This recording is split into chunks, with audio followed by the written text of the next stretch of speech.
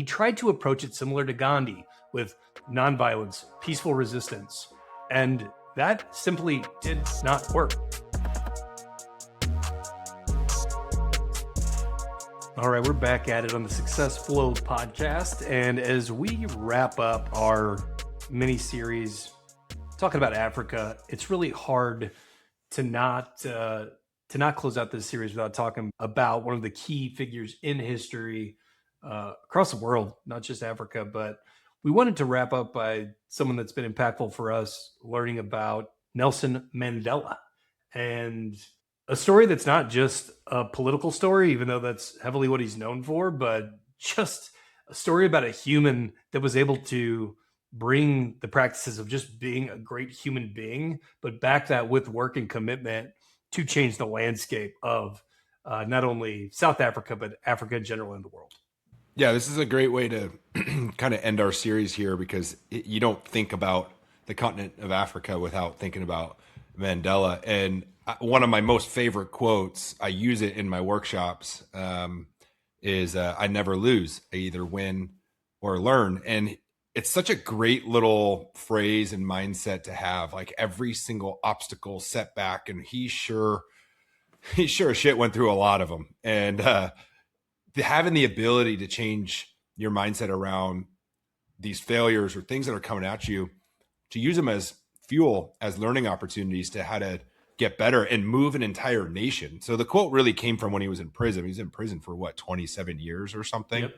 And, it's like, man, I'm in this space now. And like, how do I learn from this? Like, what am I going to create out of this? And he didn't just sit back, but it was extremely hard for him in prison. Like there was no contact with family, and, it was really hard labor, and, there's no communication and all that kind of stuff. But yet he studied and he learned and he understood the people around him, also quietly negotiating the future of South Africa. And so this period kind of shaped his core philosophy of reconciliation. Like, I'm not trying to get back at you. Like I want to reconcile this. I want to figure this out. And so that win or learn quote is one of my most favorites, because I use it. It goes everywhere. It's business, it's personal, it's everything. And it kind of gives you that ability to flow through life of like, man, this sucks, but what is the world trying to tell me right now? What is the universe trying to tell me right now? What can I learn from this? And that was the mindset he had. So I'm glad we're wrapping up the series on this guy.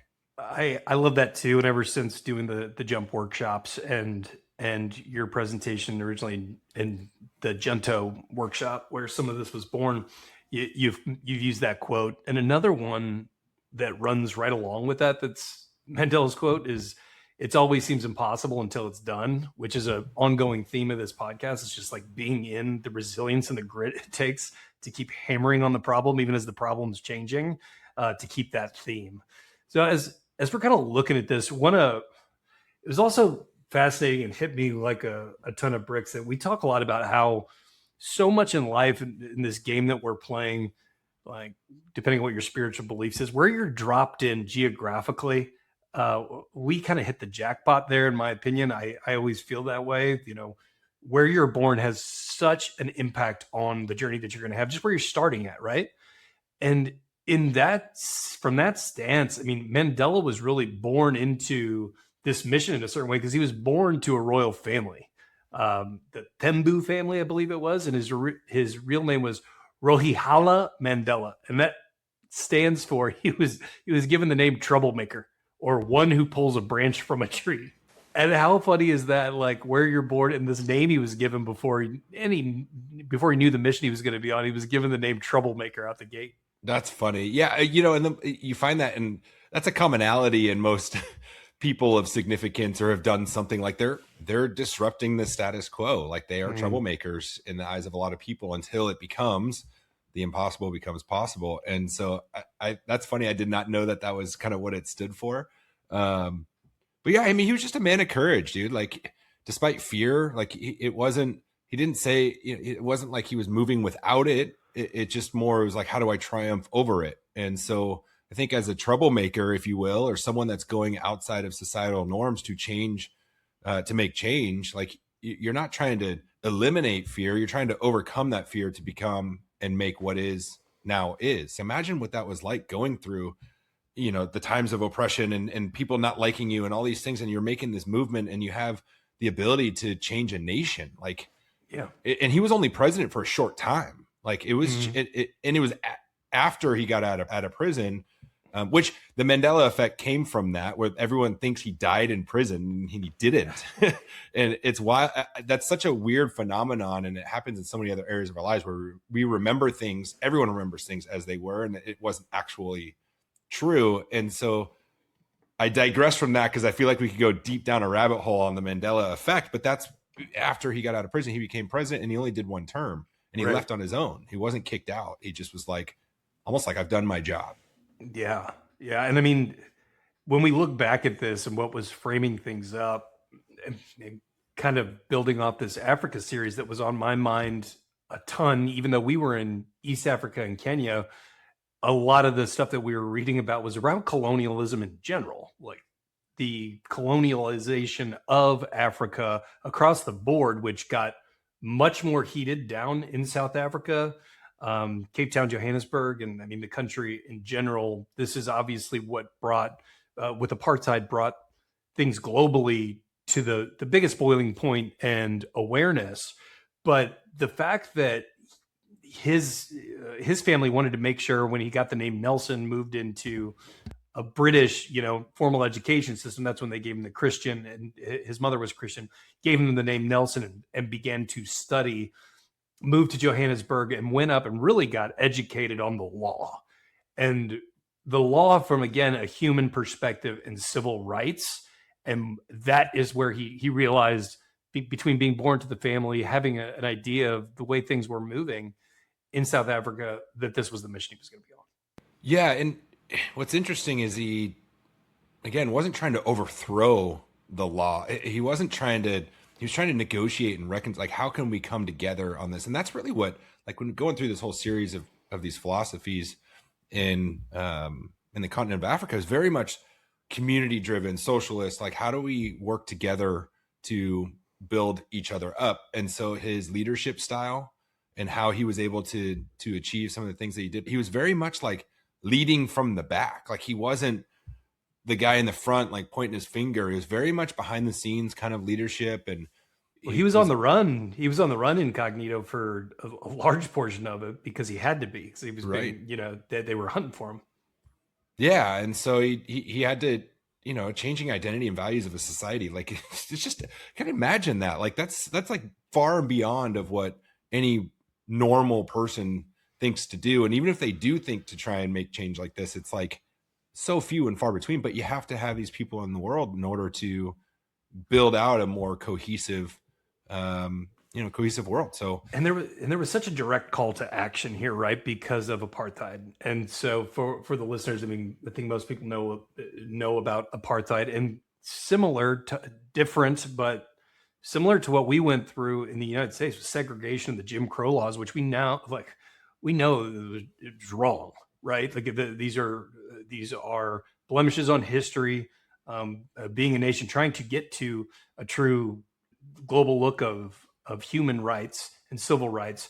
But it was hit with a wave with the Nationalist Party in South Africa. Mandela knew this was the fight that he needed to fight. It was, power and authority from the Nationalist Party did not allow the peaceful protest to take much of effect. But to your point, it shaped. He did not want this to be combative, me versus you. He really thought about the human race as a whole and what was best for everyone. And trying to get that apart, obviously, was not an easy message to deliver.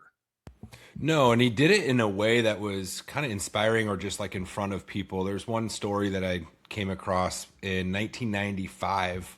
South Africa hosted the Rugby World Cup, and rugby had long been a symbol of white, right, culture. And it was like, back then, it's, he wore a jersey and presented the trophy to the white team captain, and everyone shouted like, Nelson, Nelson, like they all were behind him. And it became a moment where a divided country saw itself as one nation for really the first time. And then we're talking about the mid 90s, dude, which is crazy to think that was only 30 years ago. But these symbols and what he was trying to create, like doing it in front of the public eye, like he wasn't afraid of that. As he kind of moved along and started legitimizing himself as this leader of continent. Yeah. And as things were coming to a head, things really, when we talk about the shift from nonviolence to realizing that that wasn't going to work, in 1960, there's a huge massacre in Sharpeville called the Sharpeville Massacre, and the police killed 69 protesters, men, women, children, and that is when it was like, okay, this isn't working. And Mandela built out the Umkhonto, Sizwe, which is the spear of the nation, and they were really trying to target the infrastructure, not white nationalist civilians by any means, but strictly the areas that were keeping everyone segregated, keeping Black South Africans in lower class jobs, different transport, different education. He stated that this was an ideal he was prepared to die and thought that he would multiple times. And this is when he was arrested in 1962, and that's when he gave a huge speech. And even though he's going off the radar, as you mentioned, for 27 years, he gave a speech where he quoted, "I have the cherished ideal of a democratic and free society in which all persons live together in harmony and with equal opportunities. And it's an idea that I'm prepared to die for." And that's when he got imprisoned and sentenced to life in prison. So then when he was in life in prison, that's where he was supposed to die, right? Like he wasn't ever really supposed to get out. And hence the Mandela effect. Yeah. Right. And that's why people think that, right? Is because they're like, well, this is where he was supposed to end. And when he was able to get out, then that's obviously then he was able to shape what he did. But did you read his autobiography? I've read a lot of it. It's really long. But some of the key stories, and I think why people are so drawn to is when he's in prison for these years on a mission to serve human rights, right? And he loses 27 years of his life. The conditions were incredibly, incredibly bad in regard to sleeping on concrete floors. He only got to communicate or write letters every 6 months. Severe isolation, which we know is the most severe form of imprisonment, is complete isolation. And he had to do hard labor in limestone quarries, like manual labor day in and day out when he wasn't isolated. And he still studied how he could, when he's able to gather materials and keep what communication he could, writing letters to stay on this mission, is just a complete story of resilience and commitment to humanity. Well, and there was a story I came across that during his inauguration, one of the prison guards came to that inauguration, and as difficult as that was, and I'm sure, as difficult being in prison was, and those guards were, not treating the prisoners very well, for him to have that wherewithal and the understanding of what he stood for and join him in arms at that inauguration, I think was a big moment as well. And as he was sworn into as president, he invited several people from those prison years to attend, and including that guard.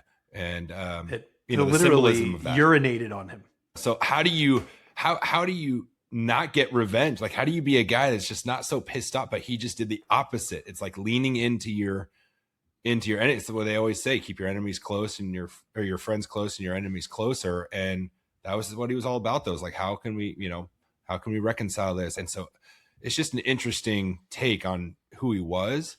And, from a biblical sense, like Jesus Christ, right. He said yes to all people. You are welcome. And that was kind of the idea of where he came from.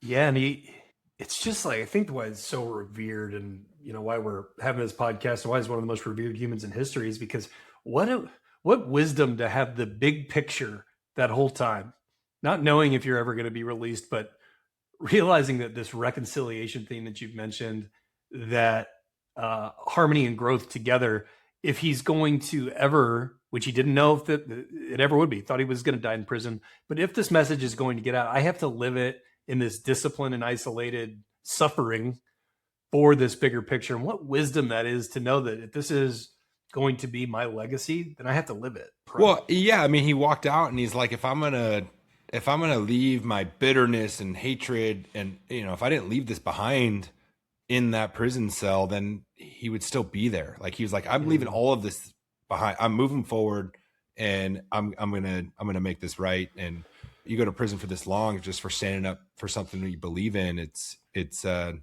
It's just a wild thing to think about. And at the end of the day, it worked, right? I mean, at the end of the day, it worked. But South Africa as apartheid, the world copped on, Africa as a whole copped on, and the pressure began to build that this isn't okay. So sanctions started being put onto South Africa. The world started speaking up, and global trade impacted. They got the hint that this was wrong.